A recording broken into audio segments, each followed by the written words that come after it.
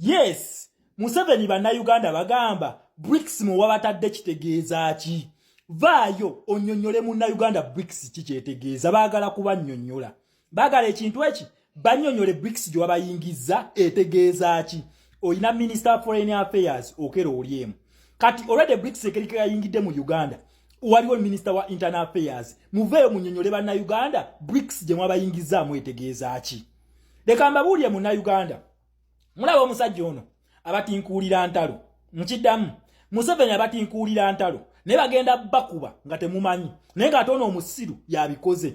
Mutandika okwogera binene abantu beboogera mbuno. Simanyi Gaddafi we abazungu bagenda mu Libya. Simanyi Gaddafi simanyi Libya bagireka ku ttaka nga bagyonoonye. Okitegera? Ne Museveni yali mu kubitankuula.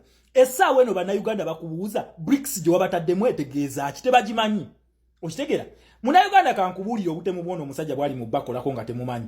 Yakabayingiza chata ezi. Chata 3 zaali mu kubayingiza. Naye nga zino chata okuzingira ne muzinyweramu muyina kuyiwa musaayi. Mulaba ekigenda maaso mu Ukraine. Nga kye kino okutuukawo mu Uganda okuyingira zino chata muzinyweremu. Okitegera? Chata zino 3 okuzingira ne muzinyweramu muyina kuyiwa musaayi kubanga chata zino eno Uganda okuziyingizaamu omusaayi gwayika gwasooka gwali gwa Ssekabaka Mwanga. Okitegera?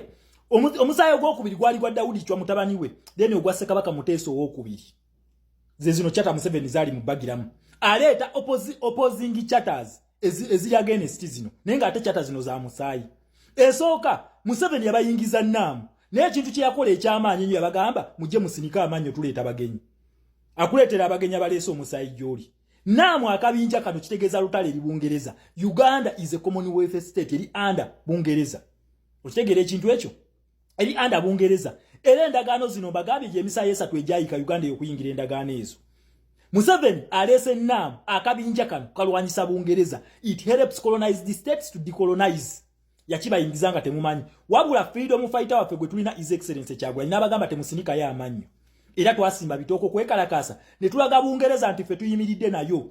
Eno nnaamu biri ku bya Museveni teyavaayo kunnyonnyola munnayuganda nnaamu kyetegeeza. Naye nga kiminister kya gundi kya Foreign Affairs Okello Oryem kireewo kitikkaga nnyo nga weekiri tekyannyonnyola munnayuganda. Okitegera? Museveni yabayingiza chata ya G77+1 yagibayingiza. G77+1 nakayamba colonized states to decolonize. G77+1 patroni wakana akabinja bamuyita China. Ne China nayo yegatta mu lutalo olw'okulwanyisa Omungereza okutwala koloni eya Bungereza oba protectorate ya Bungereza gye bayita Uganda. Okitegera? Museveni bayingiza chata eyo. Naye nga teri munnayuganda amanyi. Naye nga ate kikakata ku gavumenti okujja okunnyonnyola chata eno. Nojja nonyonnyola obubi bwa zino chata ze muvaamu oba buli obulungi bwa zino chata empya z'obayingiza. Oba endagaano zino empya z'obayingiza. Ani yakiikirira bannayuganda ku lw'ezo endagaano ze mwakola oba mwe mwakiikirira famire zammwe. Okitegera? Uganda president yabagamba nnyo nti no this is one man's business. Nti yakafuula makage. Mwe bannansi alina kubagira gyali abasalirawo buli kimu kye mwagala. Eyo chata ey'okubiri yabayingiza. G77+1. One is China. China is another colonialist. Aliwo. Russia is another colonialist. Aliwo. Era tulabeyo mu West Africa. Russia ne China bali mu kutwala amatwale ga France. Ku machano olw'eggulo. Okitegera? Ku machano olw'eggulo mu West Africa batwala amatwale ga France. Museveni akabinja ako yakabaleetera n'akabateera we Uganda. Teri munnayuganda amanyi. Teri minister avayo n'atandika kola ntwe oyo Okello Oryem ne munne owa Internal Affairs. Teri yakola ntwe najja nannyonnyola bannayuganda.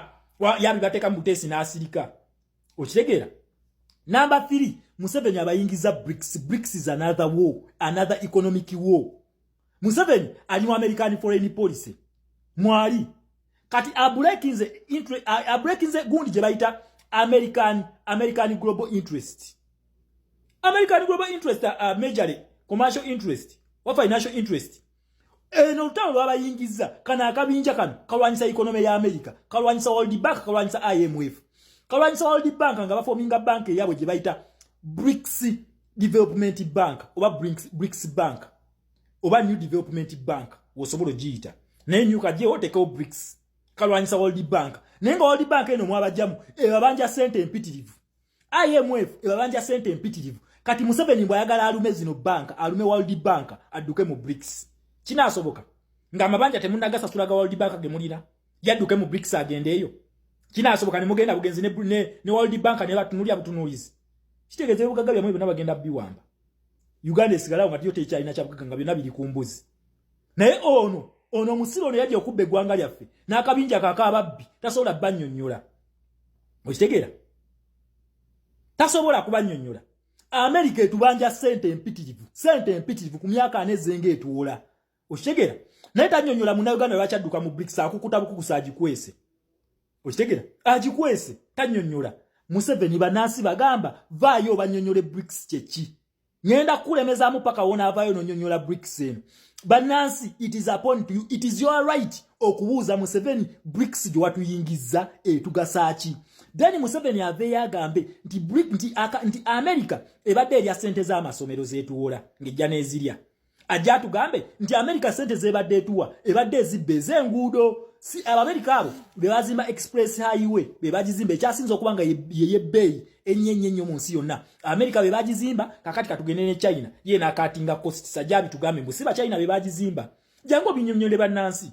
Otugambe nti looni za America mbi nnyo yo weekuwa ssente yeyina okukola ne mu project. Okitegeera? Ojo tugambe nti Bungereza eno munnange yatwala ennyanja yaffe gye bayita Lake Victoria era kati yetta abavubi n'etwala ennuuni si mu China. Jango bitunnyonnyole.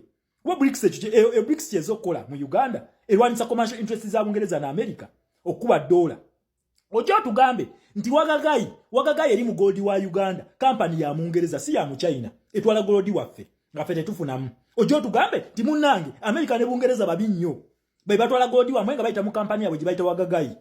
Okitegeera?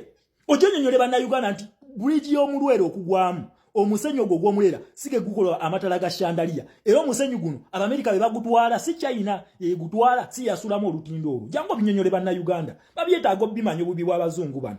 Then otugambe nti Russia ne China be balungi ennyo yesonga lwaki ogiresenga option.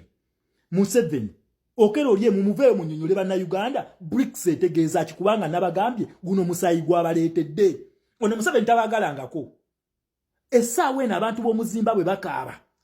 Olunaku yakera ku macha n'abajja Mugabe n'abajja mu foreign police ya Bungereza ne America n'abateeka mu ya China ebyobugagga bya Zimbabwe bitwalanga bwe yeyagalidde. Video nagibakoledde sijja biddamu ebyo birinki obireeta wano. Gendo okebere video edidide eyokusatu ku page yange olabe Zimbabwe kyekola abantu akyekola abantu olabe China kyekola abaana be Zimbabwe ku byobugagga ebyabwe. Leero Museveni jajja kukuta nayo mu kisero agikukusa ajingiza mu Uganda. Mbana Uganda, it is your right to demand okumanya Museveni BRICS gye bataddemu etegeeza ki. Kuba yabalimba n'atabannyonnyola naamu yabagamba kimusinika amannyo. Omulala freedom fighter n'abagamba temugasinika yo wamma. Okitegeera?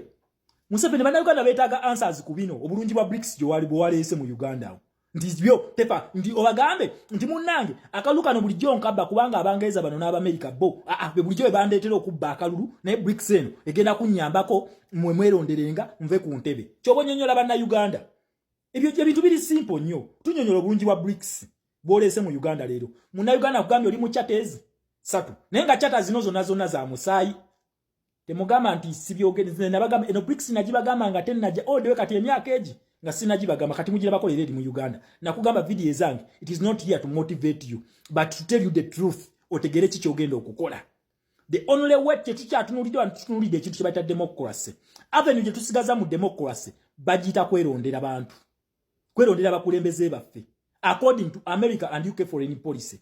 Wabula senga avenue ya agijjawo fe bannansi fe tu activating ekintu kye bayita human rights nga tusituka. We tumala okusituka tuyina chatters nyingi nnyo ze tulimu ezijjako Museveni oyo nga tusituse fe bannansi ezituprotectinga. Nabagambe tetwetaaga mundu tetwetaaga jambya tetwetaaga nsululu. Kiki twetaaga situka n'omumonde gwo n'omuwogo gwo tugende ku luguudo. Then Museveni alete tankaze miji ne mundu atubuulire lwaki ambasada wa America akyamulemezza okufulumyawo. Ajja byogera ajja babulira lwaki Gaddafi yafiira mwala ate nga yalina ennyonyi lwaki tezavaayo kumutaasa. Ajja bibabuulira. Museveni ajja tubuulira lwaki Hussein Mubaraka yavaako nga bantu babulijja abatalina mundu be bamuggyako. Kugambye kola ekintu kyonna bonna kye bakoze mu Libya basituka, mu Egypt basituka, Sudani basituka, buli wamu basituse ne mu Uganda tuyina kusituka emundu mugenda kuzira bawe zigenda okuva ate Museveni amanyiwo we ziri. Respect my president, respect Ugandans, mujje mwesimbewo. Abavubuka mwesimbe mu kalulu. Abasomye mwesimbe mu bifo ebyetaaga ebitabo. Tugenda kuyingira akalulu ke bayita kifiiriza. Twagala mpuga tumutekeko omwana wa senior 6 amulyeko ekifo ekyo. Temwerabira. Respect my people.